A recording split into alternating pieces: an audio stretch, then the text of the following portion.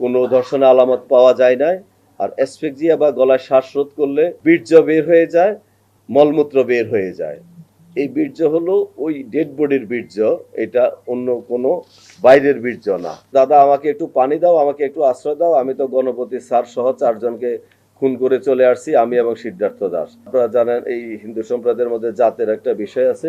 স্যাররা ছিলেন ব্রাহ্মণের জাত, আর অন্যরা ছিল মাসুয়া পাড়ার। আমাদের কাছে ময়নাতদন্তের যে রিপোর্ট এসেছে, সেই রিপোর্টে 4 জনকে শ্বাসরোধ করে হত্যার বিষয়টা ময়নাতদন্তে প্রমাণিত হয়েছে।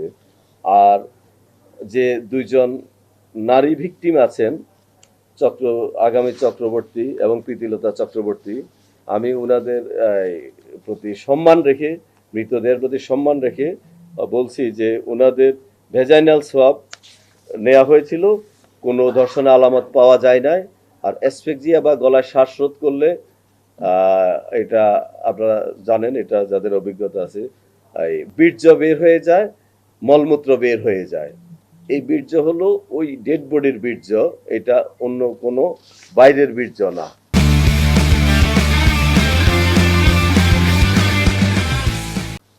আর এটা আমরা একটা দেখছি যে একজন ডোমের কথা একটু প্রচলিত হয়েছে, সেখানে কিন্তু বলছে যে তার বীর্য বের হয়েছে, অর্থাৎ ভিকটিমের।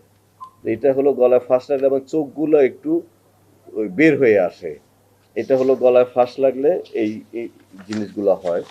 আর পোস্টমর্টমের রিপোর্টে এগুলো ক্লিয়ার হয়ে গিয়েছিল। মুগ্ধ দাসকে যে অ্যারেস্ট করা হয়েছে, মুগ্ধ দাসকে অ্যারেস্ট করার সময় সে দৌড়ে পালিয়ে যাচ্ছিল, পালিয়ে গিয়ে 3 কিলোমিটার দূরে গিয়ে সে একটা শ্মশানের মধ্যে আশ্রয় নেয়।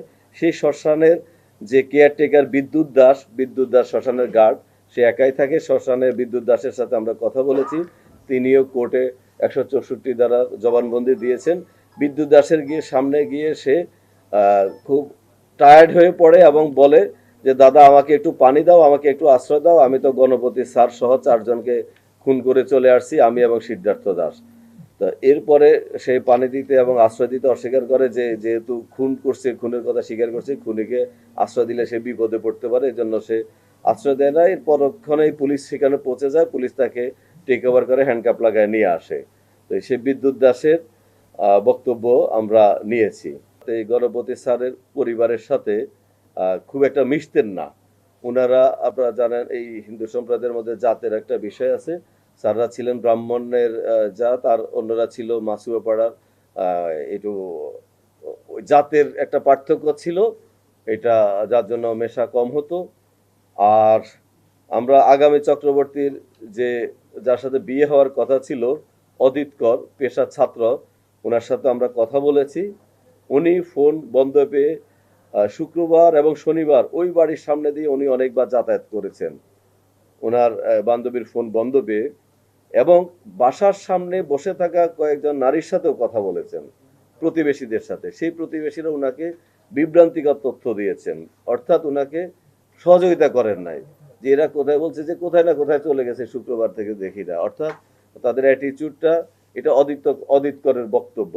অদিত কর বারবার এখানে সে ঘোরাফেরা করছিলেন, বাসা বন্ধ ছিল, ফোন বন্ধ ছিল। আর আমাদের যে 2 জন অভিযুক্ত অ্যারেস্ট আছে, সিদ্ধার্থ দাস, মুগ্ধ দাস, তাদের ডোপ টেস্টের প্রক্রিয়া, ডিএনএ স্যাম্পলের প্রক্রিয়া, এগুলা আমাদের আন্ডার প্রসেস। এগুলা বিজ্ঞ আদালতের অনুমতি নিয়ে একটু টেকনিক্যাল কাজ যথাযথ কর্তৃপক্ষের মাধ্যমে এগুলো করতে হয়, সেই প্রসেসগুলো আমাদের চলতেছে। আর যে বন্ধুর সীমান্ত দেশের বাসায় ওই ঘটনার আগে তারা 3টা ইয়াবা সেবন করেছিল, সেই সীমান্ত দাস কোর্টে স্বীকারোক্তিমূলক জবানবন্দি দিয়েছেন সাক্ষী হিসাবে। তো এই হলো আমাদের অগ্রগতি। আর মামলাটা এখনো তদন্তাধীন, এখনো চলমান রয়েছে।